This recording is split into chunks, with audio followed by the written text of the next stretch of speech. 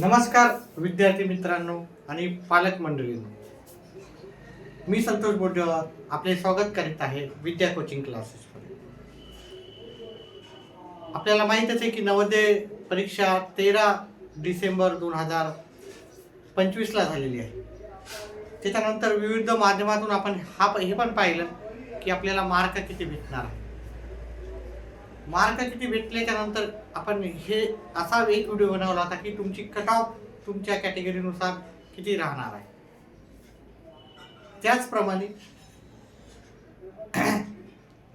आता आपला पुढचं जे आहे की याचा निकाल कधी लागणार आहे, नवोदयचा निकाल कधी लागतो. आणि कारण सगळ्यांनाच आता मार्क चांगले पडले म्हणजे सगळ्यांना त्याची आतुरतेनं वाट, म्हणजे ती आपलं साहजिकच आहे, आपण त्याची वाट पाहत पुढच्या स्टेज काय राहतील काही नाही त्याची पण आपल्याला एक उत्सुकता राहते. सर्वांनाच माहिती आहे की 120 सीटा राहतात नवोदयच्या. त्याच्यातल्या 33% सीटा ह्या मुलींसाठी राखीव राहतात. ओबीसी कॅटेगरीला 27%चं रिझर्वेशन राहते. ते एससी कॅटेगरीसाठी 15% आणि एसटी कॅटेगरीसाठी 7.5% राहते. चला, आपला जो मेन मुद्दा आहे की निकाल कधी लागणार. तर निकाल आपला जो पेपर झालेला आहे 13 डिसेंबर 2025 ला झालेला आहे. तर याच्यामध्ये आपल्याला काय करायचं, 15 दिवस ऍड, 1 महिना ऍड करायचा. ठीक आहे, 1 महिना. तर जानेवारी होती ना 2026, त्याच्यामध्ये 15 दिवस ऍड करा. ठीक आहे, 28 जानेवारी 2026. ठीक आहे,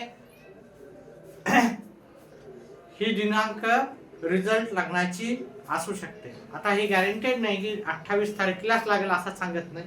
त्याच्या एक 4-5 दिवस मागं पुढं होऊ शकते. तर याच्या मागे म्हणलं तर 23 जानेवारी पासून तर 28 म्हणलं तर तुमचं 3 फेब्रुवारी पर्यंत, तुमचा फेब्रुवारी 2026 पर्यंत हा निकाल जाहीर होण्याची दाट शक्यता आहे. कारण दरवर्षी आपल्याला माहिती आहे की 45-50 दिवसावर रिझल्ट लागतो. त्या अंदाजानंच आपण हा गेस केलेला आहे की तुमचा जो रिझल्ट आहे तो 28 जानेवारी त्याच्या आसपास 5-1 दिवस इकडे जाऊन आपला रिझल्ट लागण्याची शक्यता आहे. आपण नवोदयवर वेगवेगळे व्हिडिओ बनवत राहतो.